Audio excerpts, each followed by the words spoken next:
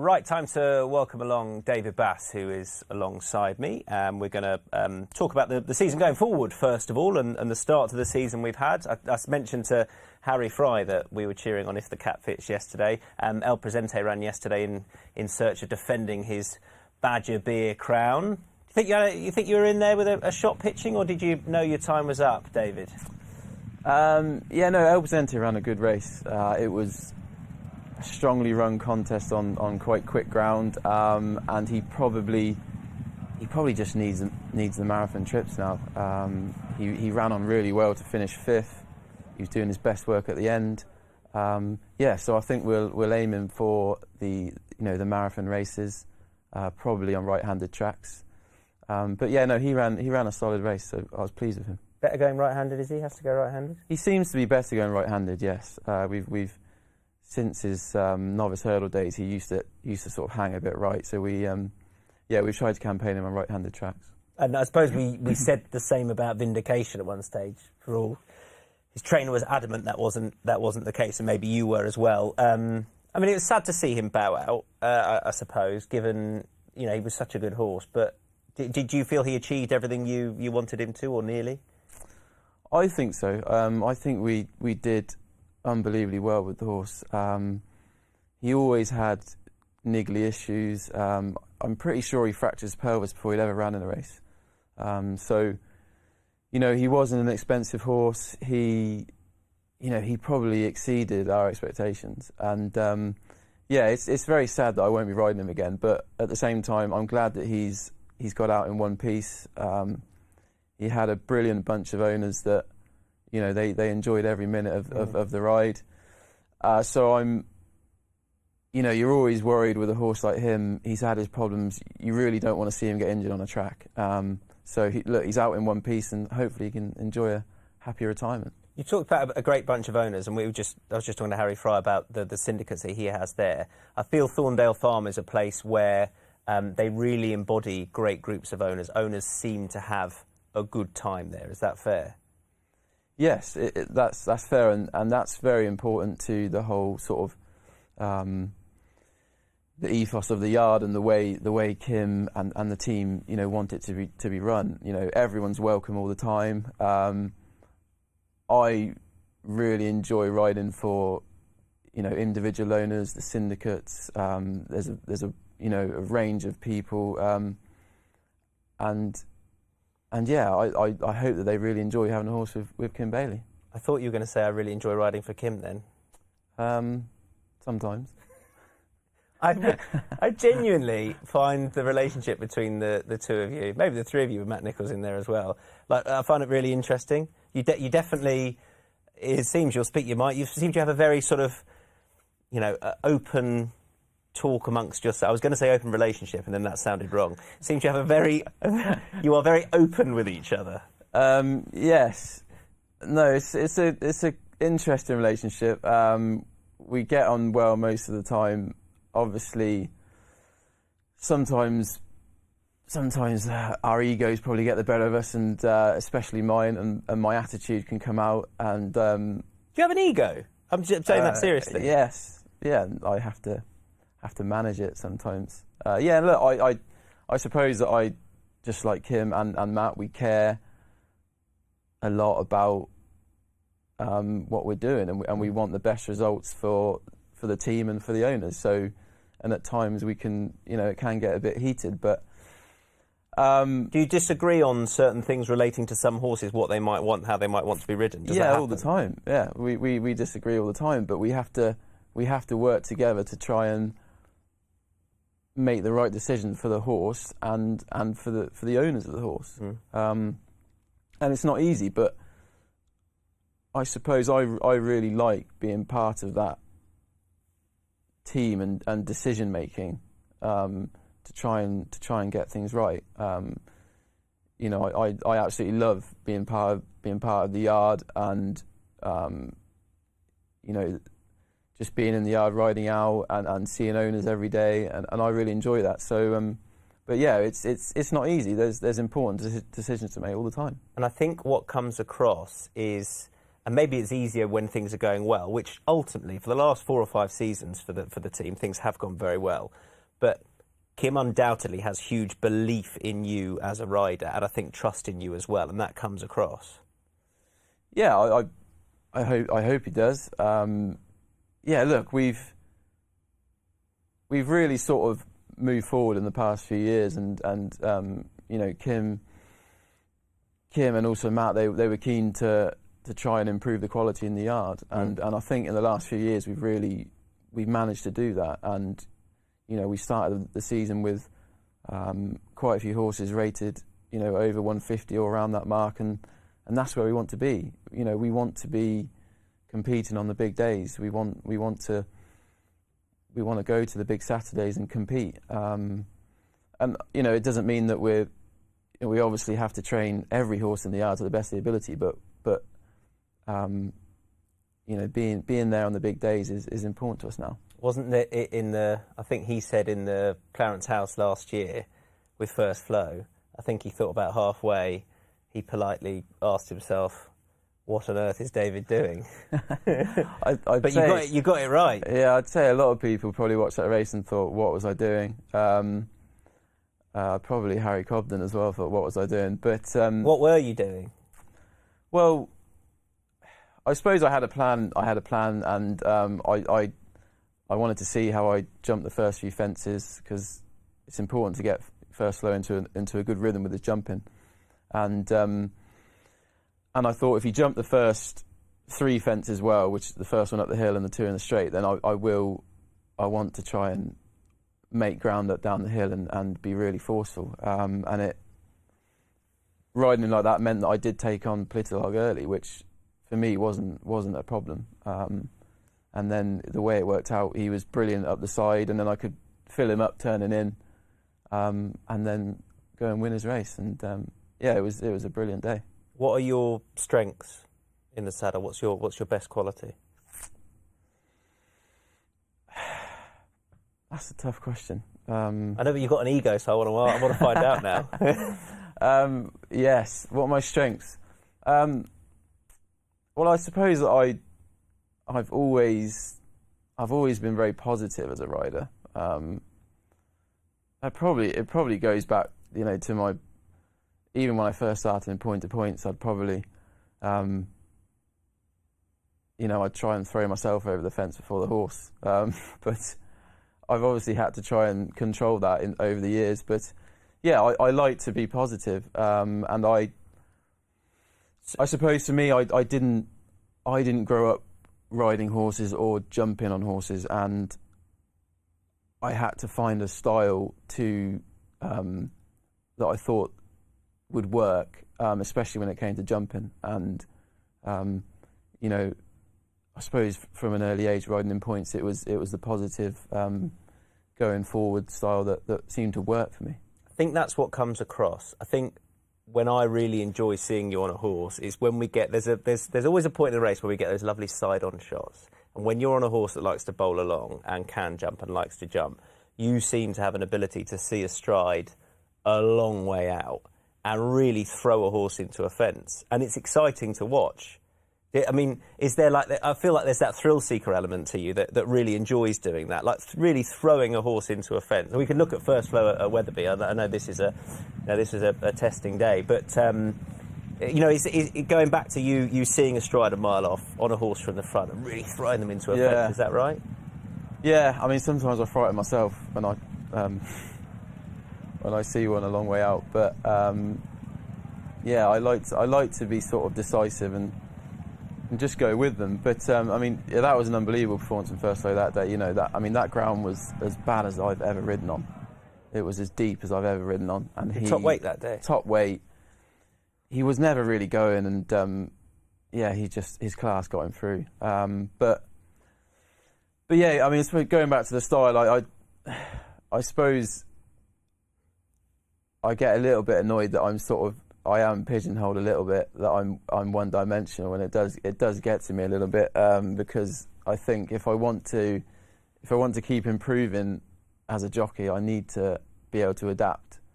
And you know, I'll always be positive, but I don't always have to ride every single horse the same, and that's something over the past few years that I've tried to work on, especially on the bigger days, that I can adapt and I don't have to just be forceful and be overly positive. So you'd like people to say, as well as David being able to be forceful and go out in front, he can also smuggle one in to a race if you like. But you can. It's just that perhaps people perceive your greatest quality as that other thing. Doesn't mean that the other aspect of race riding doesn't happen. But do you feel you actually need to work on that, or you just want to be accepted as such? I think a bit of both, to be honest. Yeah, I think I need to work on it, and yeah, I suppose I would like the perception to be that I can ride horses a little bit differently. But it can. It's a bit of a joke sometimes that Matt Nichols, our assistant, loves to give me stick that I can't drop one in. But sometimes I prove people wrong. But yeah, it gives you stick about that, and I would also imagine it gives you stick about Tottenham's trophy cabinet. So there you go. Definitely. But let's hope that a bit of Italian spirit can get us a trophy. Yeah. I mean, this is a VR studio, so ultimately we could mock it up behind us with lots of trophies in it, but there we are, that's two Tottenham fans talking. I think also people find you an interesting character, David. Do you get annoyed with the vegan thing? Or do you not really care? Yeah, I try not to use the word vegan anymore. This plant-based diet is I think people get put off with the whole vegan thing, It's like... Where does it, just out of interest, is it from purely an animal welfare point of view that you are, or is it a environmental issue? What's behind it? At first it started off as an environmental thing that I thought I would try and see. I thought it was a good thing to do, and I've obviously, being someone that has been on various diets because I'm quite heavy and I've struggled with my weight in the past. I thought I would see what difference it would make to managing weight. So there's various reasons for doing it, but I'm really happy I've done it because one of the biggest things for me is that my knowledge of nutrition, which was very, very poor when I was a young jockey. My knowledge of what I'm eating and what certain foods I need, and I'm constantly looking what is in everything I eat now, which is, to me very important. And the changes that I've felt with, with the diet as far as my metabolism and, maybe being a little bit sharper. And my decision making, I think, is better because nutrition has an impact on everything. So, yeah, from an educational point of view, it's been brilliant, and it's I've had very, very interesting conversations about diet and nutrition, and that's one of the things that with the being asked to work with the PGA now, nutrition is quite important to me to. Try and improve it on a racecourse. Some places are better than others, but I think that we can be a lot more professional when it comes to nutrition. Is that something you would like to see going forward? So your position now is you are president of the Jumps PGA, Professional Jockeys Association. And this, of course, ties in with comments you made about the weighing room culture and Bryony Frost, Robbie Dunn case, and the fact that there are shared spaces between males and females, which has no doubt affected what went on there a huge amount. Is that something that you would like to see addressed, do you think? And weighing rooms across the country is something that Paul Struthers has spoken about, being upgraded a good bit, being brought into the 21st century, if you like. Does it need to happen? Yes, and what you say is exactly right. We need to bring it up to the 21st century. It's the facilities at a lot of the tracks are just not good enough, and we need help, and we need strong leadership from the BHA and from racecourses to make sure we've got the right facilities in place, the right protocols. so we can make it more professional and it's a better workplace. As far as facilities are concerned, I think there was a letter written, I think it was organised by Paige Fuller, which was 3 years ago, and there was other female jockeys that signed the letter talking about facilities, a lot of the tracks, and it's just taken too long to really improve the facilities, and because I suppose it costs money. Yeah, and it's up to the tracks to stump up that money. Yeah, I'd imagine it is a financial issue, but it's not for me to go into the finances of how they're going to do it, but we need to do it with some urgency, so we can avoid situations where certain people are in the wrong place. When we have heated exchanges, like we've seen. I think. So you described yourself as humbled to be appointed president of the Jumps PGA. I think you were, by and large, a very popular appointment as well. I suppose one thing that stuck out about your comments around the incident was you said you were disappointed it had come out. Is that a sign, and have we seen a sign of people from within the weighing room being outspoken, wishing everything stayed within the weighing room? Or did your comments were you not meaning to directly address that, if you like, the idea that what happens in the weighing room stays in the weighing room?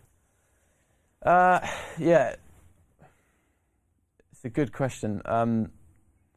Whether that is the right thing to say, that I didn't want it to get out, but as far as this case, I think the way it's been dealt with has been it's been dealt with very badly, and it's taken far too long for this to be sorted out, which has been a shame. But I totally see what you're saying, as far as we don't want to come across like it's all the secrets of the weighing room. And for me, because we have to look forward on this, and we have to find ways to move forward, and the PGA wrote out a code of conduct, which, my responsibility as a senior jockey is to, and hopefully other senior jockeys, is to make sure we uphold that code of conduct. But I can only talk about my experiences as far as the weighing room, and I've it's generally been very good. Obviously, we have heated exchanges and arguments, and I'm not naive enough to think that everyone's going to get on, because some people just won't get on. But we have a duty to have respect for each other, and I think it's my responsibility, along with other lads and lasses, to make sure that we uphold the code of conduct, and we don't have situations like this again. I think it's the weighing room is I think a difficult place for an outsider to understand. It's probably a very unique place as well, a unique thing to be part of, and that's probably what's led to a defence of it in large places from people that have come out and spoken out about it. Not to take away from, I think, the seriousness of the allegations that have been made, and you've said that, but do you still feel quite defensive about the weighing room as a place, as a jockey within it, or do you think that needs to change? I suppose I do feel quite defensive about it, and I believe we should sort of stand up for a place and an environment that, as I said, the majority of the time is a safe place with a camaraderie and a strong bond between jockeys, valets, and most of the time we're looking out for each other. But are there going to be times when there are disagreements and heated exchanges, because it's a dangerous job where adrenaline is pumping all the time, and there will be heated exchanges. But for me, going forward, we have to all as I said before, uphold the code of conduct and have respect for each other. So, yeah. But I think, as I said, I can only talk about my experience, and my experience of the weighing room is very, very good, and there's a strong bond between most of my colleagues and the valets. Moving forward, for you, what are the hopes going forward? What's the aspirations over the rest of this season or the forthcoming couple of years? You've mentioned riding style. Is it number of winners? Is it just higher quality? I try not to sort of make have targets and I don't want to have a target of a number of winners or I have to ride a Cheltenham Festival winner, or I have to ride a big winner, because that's probably a little bit of how I used to be when I was younger, and it was about I needed to do this, or I needed to have a winner here, I needed to have this amount of winners, and that doesn't help when it comes to just going to work and enjoying it, and for me riding at my best ability. I don't want to be held down by those targets and needing to do it. I want to go to work and be successful, and I want to keep improving, but the most important thing is I want to go to work and enjoy my work. Do you enjoy going to work now? Yeah, I absolutely love race riding, and but I did go through a stage where I probably didn't enjoy it because, for a lot of those reasons, I was held down by targets and needing to live up to certain things, and that wasn't helpful. Do you know what was nice to see was happy-go-lucky at Aintree after Cheltenham? Because it felt like you'd been pretty hard on yourself after Cheltenham. Did you blame yourself there, or not? For happy-go-lucky? No, I didn't. No, but you were very frustrated that the horse hadn't won, and then you got back at Aintree, and he won.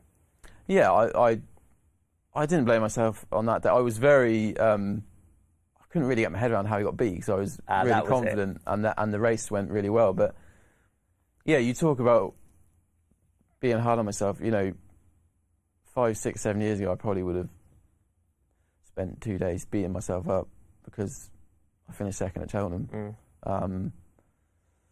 And that isn't helpful moving forward when in a career. So I didn't blame myself. I tried to look forward, and we went and won at Aintree. Got the job done. Yeah. David, pleasure. Thank you very much for your time. Thanks for having me. Good stuff, and good luck going forward for the rest of the season. David Bass, Kim Bailey jockey, and also president of the Jump Jockeys PJA. Right, we'll